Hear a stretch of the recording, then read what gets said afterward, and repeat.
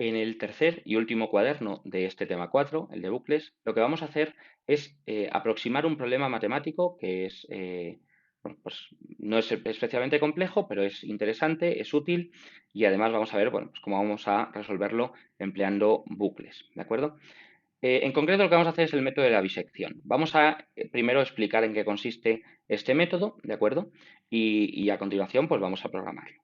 Bueno, en muchos problemas, ya sean matemáticos o físicos, es necesario encontrar las raíces de una función. Es decir, son aquellos valores que hacen que la función se anule, que la función valga cero.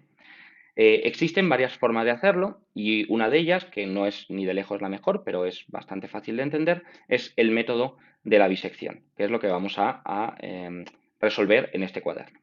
Vamos a suponer que tenemos esta función, la que tenemos aquí, x cubo menos 3x cuadrado más 3x menos 4, y bueno, pues vamos a ver, digamos, qué forma tiene esta función. No nos vamos a preocupar de este código nos permite hacer la visualización de una función, pero evidentemente no lo hemos estudiado todavía. Entonces, bueno, pues tenemos aquí, digamos, esta es la función que nos interesa, es la función que hemos visto aquí arriba, x cubo menos 3x cuadrado más 3x menos 4, ¿de acuerdo? Y bueno, pues vemos que tiene un punto de corte que está un poquito después del 2, ¿de acuerdo? Fijémonos que esta línea horizontal es el valor 0, ¿de acuerdo? Y el punto de corte con ese valor 0 ocurre aquí, en 2 con algo, ¿no? Es un valor mayor que 2, pero menor que 3, no se ve exactamente cuál. Bueno, pues vamos a intentar hallar exactamente cuál es ese valor. ¿Cómo vamos a hacer eso?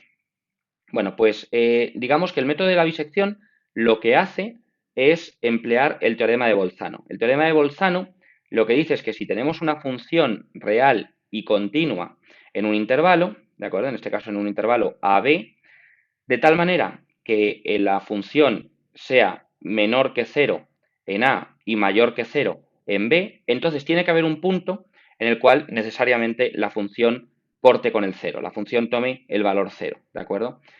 Bueno, esto es, digamos, la exposición del teorema de Bolzano, tampoco tiene, digamos, mayor relevancia, simplemente lo que nos está diciendo es que, básicamente, si nosotros cogemos una función en un intervalo, como este que tenemos aquí, y esa función es continua, ¿de acuerdo? Es real y es continua, y en este extremo izquierdo, por ejemplo, vale menos que 0, y en este extremo derecho vale más que 0, pues tiene que haber un punto, que en este caso lo vemos aquí, en el cual la función valga exactamente 0. ¿Cómo funciona el método de la bisección? Bueno, pues el método de la bisección lo que hace es que funciona de una forma muy sencilla.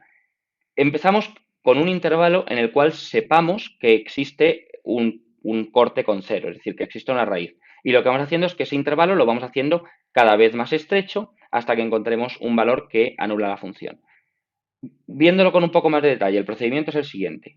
Partimos de un intervalo AB, ¿de acuerdo? De tal manera que en ese intervalo sepamos que la función se corta, ¿de acuerdo? Digamos corta con 0, es decir, por ejemplo, que en A sea menor que 0 y en B sea mayor que 0.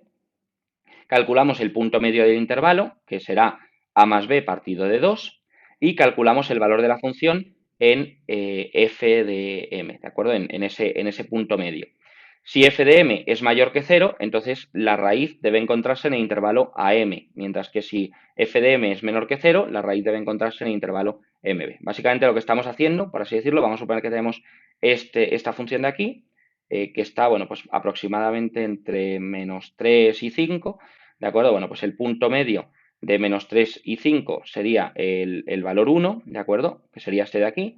Entonces, como vemos que en el valor 1 la función sigue siendo negativa, lo vemos aquí, que está por debajo del 0, pues lo que vamos a hacer es que vamos a coger como nuevo intervalo el 1, 5, ¿de acuerdo? El 1, 5, pues la mitad del intervalo del 1, 5 es el 3, ¿de acuerdo? Bueno, pues en este caso el valor 3 está por aquí y como es positivo, ¿vale? Lo que vamos a hacer es que vamos a tomar el valor, el intervalo menos 1, 3.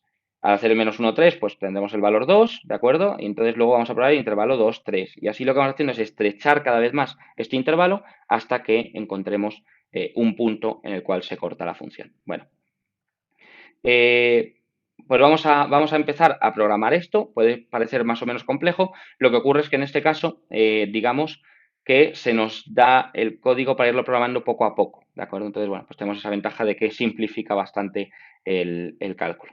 Bueno, nos da el valor de A y el valor de B. El valor de A es 2 y el valor de B es 4. Fijémonos que esto tiene sentido porque aquí vemos que en 2 la función es negativa, mientras que en 4 la función es positiva. Por lo tanto, por el teorema de Bolzano, tiene que haber un punto entre el 2 y el 4 en el cual la función valga 0. ¿De acuerdo? Entonces, tomamos el valor A y el valor B. Hemos definido también un valor que es, digamos, un margen de error. Vemos que es un número muy pequeño, es 1 por 10 a la menos 8, básicamente sería 0,000000001, así con 8 ceros, y este es el máximo error que nos vamos a permitir. ¿Por qué? Pues realmente si no definíamos este error, lo que puede ocurrir es que no encontremos el punto exacto, porque el punto exacto, pues bueno, pues podría tener infinitos decimales, ¿no? O muchos decimales. Entonces, es posible que no lo encontremos nunca. Al definir este margen de error, este umbral de error, pues nos aseguramos de que en algún momento encontraremos el resultado, sabiendo que va a tener un error muy, muy pequeño, ¿vale? Un error que va a ser, pues eso, menor que 0,000000001. Bueno, aquí nos dice, nos recuerda cuál es la función empleada también, para que no tengamos que subir arriba y verla. Bueno, entonces lo primero que nos dice es que vamos a calcular el punto medio del intervalo. Ya hemos dicho antes que el punto medio es esencialmente el A más B partido de 2, ¿de acuerdo? Esto lo teníamos aquí arriba, ¿vale? Entonces es A más B partido de 2. Y ya hemos calculado el punto medio. También queremos calcular el valor de la función en dicho punto medio, ¿vale? Esto lo vamos a llamar a la variable fm y el valor de la función en dicho punto medio es, bueno, pues la función es esta de aquí, ¿de acuerdo? Lo que pasa es que en lugar de x, pues como lo queremos calcular en el punto medio, pues cambiamos x por m, ¿de acuerdo? Y aquí tendríamos el valor de la función en ese punto, en el punto medio. Y a continuación, ¿qué es lo que queremos hacer? Bueno, pues vamos a iniciar un bucle que se va a repetir siempre que el error sea mayor que e. Fijémonos que estamos queriendo programar un bucle que se ejecute mientras se cumple una condición, ¿de acuerdo? Bueno, pues lo que vamos a hacer es un bucle while, ¿vale? Mientras que el error, y el error nos dice aquí que es el valor absoluto de fm, ¿de acuerdo? En este caso el valor absoluto lo vamos a emplear con la función abs, ¿de acuerdo? Que nos permite calcular el valor absoluto, pues mientras que el valor absoluto de fm sea mayor que este error deseado, ¿de acuerdo? Que este umbral de error. Bueno, pues aquí, digamos, comenzamos con este bucle. Bueno, ¿qué más tenemos que hacer? Lo que vamos a tener que hacer es determinar el nuevo intervalo, y eso lo hemos visto anteriormente. Vamos a tener que modificar el valor de A o el valor de B en función de si f de m es positivo o no. En concreto, vamos a volver a ver la lógica. Si f de m es positivo, ¿de acuerdo?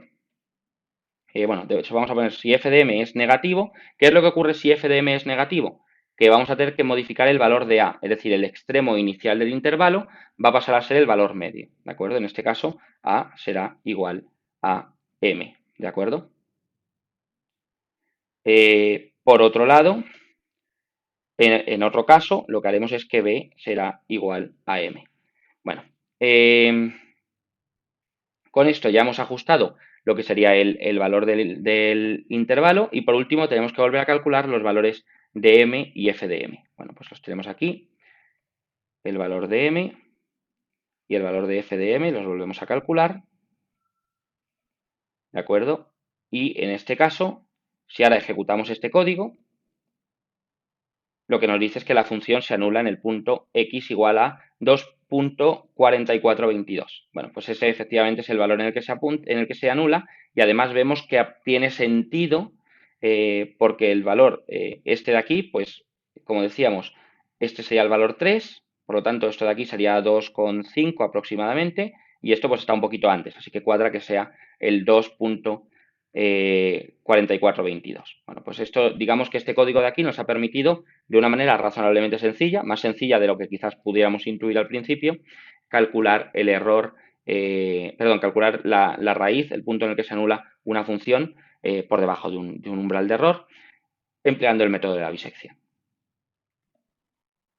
Bueno, hemos terminado ya, por fin, el tema 4 del curso de Introducción a la Programación en Python. En este tema hemos visto los bucles, que son un mecanismo que nos permiten repetir una serie de instrucciones o un bloque de código numerosas veces. Este bloque de código pues, puede variar en función de pues, determinadas variables, valores, etc.